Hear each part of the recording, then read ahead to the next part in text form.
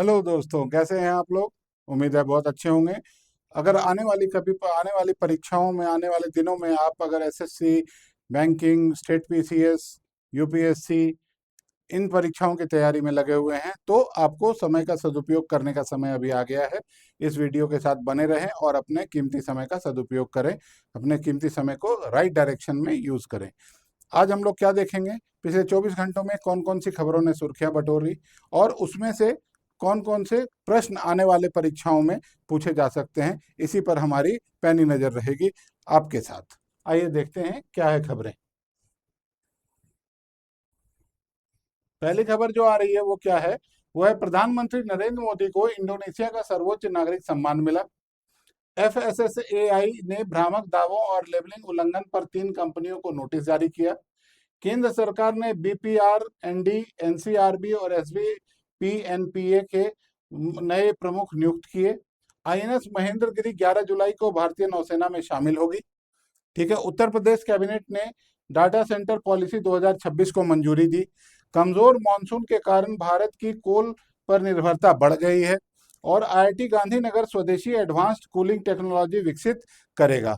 इन खबरों को हम लोग थोड़ा सा डिटेल में देखेंगे और हमारा मुख्य फोकस क्या है कि इन खबरों से संबंधित जो आने वाले परीक्षाओं में प्रश्न पूछे जा सकते हैं उस पर हमारा ज्यादा फोकस होगा, ताकि आपको डायरेक्ट परीक्षाओं की तैयारी करवा दी जाए करंट अफेयर्स के लिहाज से।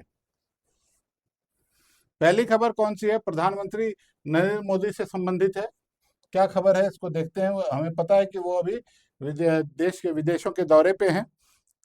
न्यूजीलैंड, इंडोनेशिया और ऑस्ट्रेलिया के दौरे पे हैं, तो उससे जुड़ी खबर है, कुछ देखते हैं हम लोग।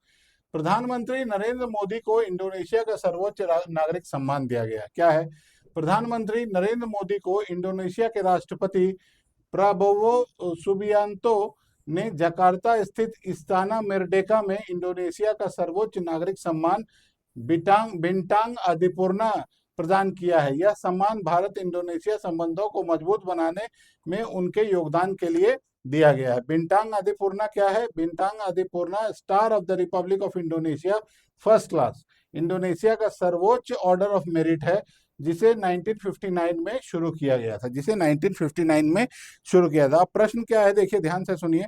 इंडोनेशिया का सबसे हाईएस्ट नागरिक पुरस्कार कौन सा है, ये ध्यान रखना है। ये 2026 के लिए किनको मिला, ये ध्यान रखना है। इस पुरस्कार का नाम क्या है, ये कब कॉन्स्टिट्यूट हुआ था, कब शुरू किया गया था, और ये कहाँ पे दिया गया है, किनके द्वारा दिया गया है, ये सब प्रश्न जो है ये पूछे जा सकते हैं आने वाली परीक्षाओं में। तो उनको हम लोग एक पॉइंट वाइज देख लेते हैं। अवार्ड का नाम क्या है, बिंटांग आदिपूर्णा। कौन सी कंट्री का है, इंडोनेशिया। कब इंस्टीट्यूट किया गया था इसको, 1959 में। Presented by president Prabowo Subianto. और वेन्यू कहाँ था, इस्ताना मेरडेका जकार्ता में। ठीक है। तो ये खबर रही। हमारे प्रधानमंत्री को सर्वोच्च पुरस्कार मिला है इंडोनेशिया का, उनका सम्मान किया गया है। अगली खबर को देखते हैं। अगली खबर क्या है, एफएसएसएआई ने क्या किया है। एफएसएसएआई ने भ्रामक दावों और लेबलिंग उल्लंघन पर 3 कंपनियों को नोटिस जारी किया है। क्या हुआ है इसमें, एफएसएसएआई ने हेरिटेज फूड्स, डाया फूड्स और सिप्जर न्यूट्रासिटिकल्स को मिसलीडिंग क्लेम्स एवं फूड लेबलिंग रूल्स के उल्लंघन पर नोटिस जारी किया है। एफएसएसएआई क्या होता है, food safety, food standard, packaging, labelling और एडवर्टाइजिंग क्लेम्स को नियंत्रित करने वाली सर्वोच्च संस्था है। ठीक है। किनको नोटिस जारी किया गया है देख लेते हैं हम लोग एक बार। ये एफएसएसएआई का फुल फॉर्म क्या है, food safety and standards authority of India. ये मिनिस्ट्री किस मिनिस्ट्री के अंदर आता है, ministry of health and family welfare. कौन से एक्ट के तहत ये संस्था काम करती है, food safety and standard act 2006। कौन से रेगुलेशंस हैं, एडवर्टाइजिंग एंड क्लेम्स रेगुलेशन 2018 और ऑर्गेनिक वीगन क्लेम्स को रेगुलेट करती है ये एफएसएसएआई। तो ये ध्यान रखना है, एफएसएसएआई का फुल फॉर्म क्या है, ये कौन से एक्ट के तहत काम करता है, इसको कब लागू किया गया, 2006 में। ठीक है। और इसी में ऐड किया गया एडवर्टाइजिंग एंड क्लेम्स रेगुलेशंस, वो कब पास हुआ था, 2018 में। तो ये बातों को हम लोगों को ध्यान रखना है। ठीक है। चलिए देखते हैं अगली खबर को। अगली खबर क्या है? अगली खबर है, केंद्र सरकार ने बीपीआरएनडी, एनसीआरबी और सरदार वल्लभ भाई पटेल नेशनल पुलिस एकेडमी, यानी कि केंद्र सरकार ने बीपीआरडी, एनसीआरबी, एसबीपी, एनपीए के प्रमुख नियुक्त किए हैं। क्या हुआ है? केंद्र सरकार ने आलोक कुमार मित्तल जो आईपीएस अधिकारी हैं उनको बीपीआरएनडी, अमित गर्ग जो एनसीआरबी और सुजीत पांडे को एसबीपी एनपीए का प्रमुख नियुक्त किया है। इन नियुक्तियों को कैसे हुआ है? ये नियुक्तियां अपॉइंटमेंट्स कमेटी ऑफ कैबिनेट यानी कि एसीसी से मंजूरी मिली हुई है इन अपॉइंटमेंट्स को। ये नाम ध्यान रखना है जरूर हम लोगों को, ठीक है। बीपीआरएनडी का फुल फॉर्म क्या है? Bureau of police research and development. इसके अभी कौन नियुक्त हुए हैं, हेड कौन नियुक्त हुए हैं? ये हैं आलोक कुमार, आलोक कुमार, ठीक है।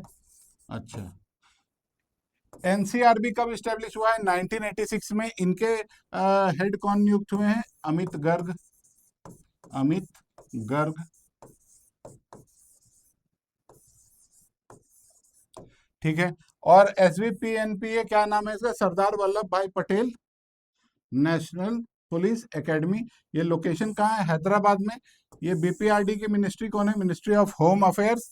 और ये एसबीपीएनपीए का अध्यक्ष कौन हुए हैं? ये हुए हैं, ये हेड कौन हुए हैं? सुजीत पांडे, सुजीत सुजीत पांडे। तो ये नियुक्तियां प्रमुख हैं और इन सभी नियुक्तियों को कहां से करवाया गया है? ये नियुक्तियां हुई हैं सब एसीसी द्वारा पारित की गई हैं। एसीसी यानी कि appointments committee of the cabinet, और जिसके चेयरमैन कौन होते हैं? प्रधानमंत्री होते हैं, ठीक है। तो चलिए अगली खबर की तरफ चलते हैं हम लोग। अगली खबर कहां से आ रही है? अगली खबर हमारे नौसेना से संबंधित है। अगली खबर क्या है जरा देखते हैं हम लोग। आईएनएस महेंद्रगिरी, आईएनएस महेंद्रगिरी 11 जुलाई को भारतीय नौसेना में शामिल होगी। भारतीय नौसेना की छठी indigenous stealth frigate INS Mahendragiri 11 जुलाई 2026 को कमीशन किया जाएगा। यह प्रोजेक्ट 17A नीलगिरी क्लास की स्टेल्थ फ्रिगेट है जिसमें 75% से अधिक इंडिजिनस कंपोनेंट्स लगे हुए हैं, ठीक है। कौन सा प्रोजेक्ट का हिस्सा है ये? Project 17A। कौन सी क्लास है? नीलगिरी क्लास। कहाँ इसको बनाया गया था? Very important, Mazagon dock ship builders limited. Indigenous content कितना है? 75%। कमीशनिंग कहाँ की जाएगी? विशाखापट्टनम में। और नेम्ड आफ्टर क्या है? महेंद्रगिरी हिल्स जो है उन्हीं के नाम पे इसको रखा गया है, महेंद्रगिरी, आईएनएस महेंद्रगिरी, ठीक है। ये कब होने वाला है इसका कमीशनिंग? 11 जुलाई को। आगे बढ़े हम लोग अगले खबर की तरफ।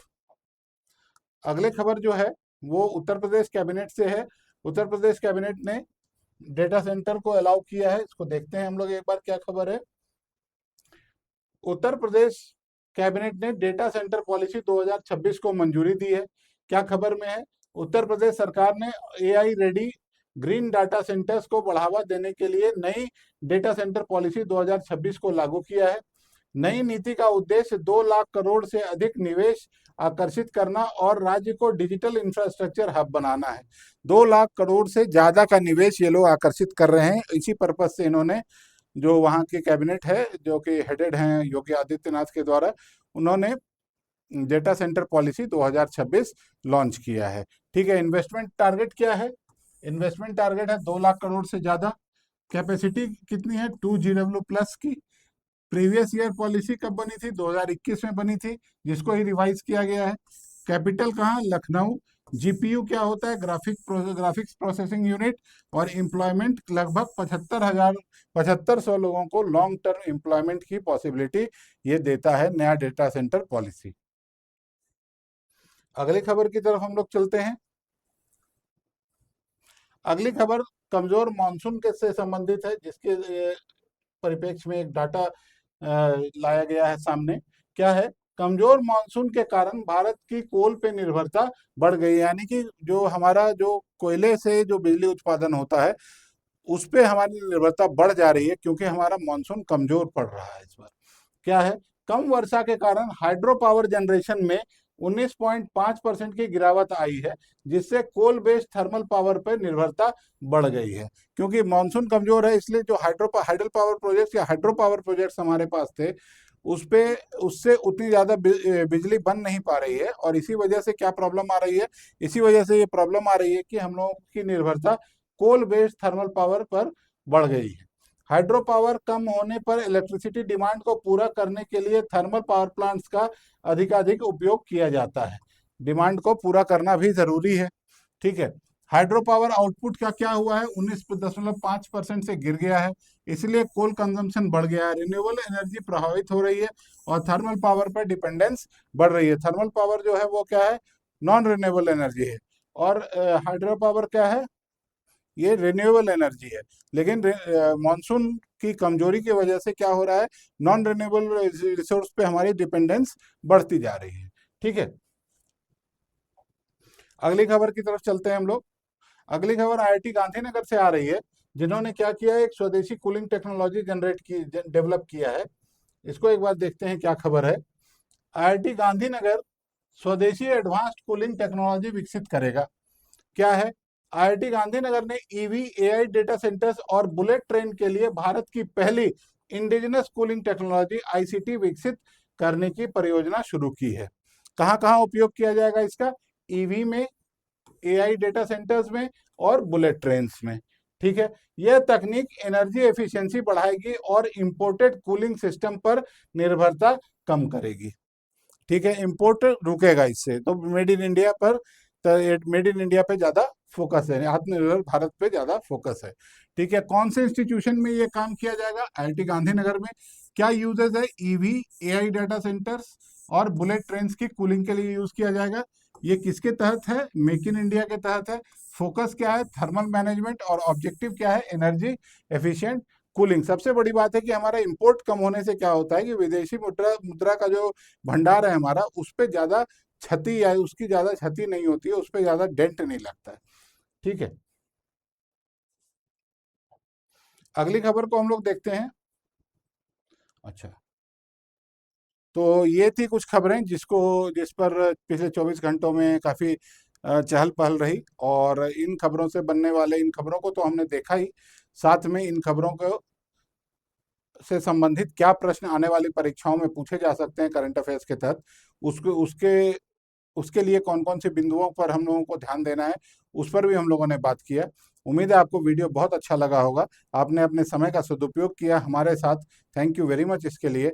आप वीडियो को लाइक कीजिए, वीडियो को अपने दोस्तों के साथ शेयर कीजिए, और चैनल को जरूर सब्सक्राइब कीजिए, ताकि, और बेल आइकन भी दबाइए, ताकि आने वाली जितनी भी वीडियोस हैं उसकी सूचना आप तक पहुंच जाए और आपके समय का सदुपयोग हो पाए। थैंक यू वेरी मच, मिलते हैं कल फिर हम लोग एक नए एपिसोड के साथ। Thank you.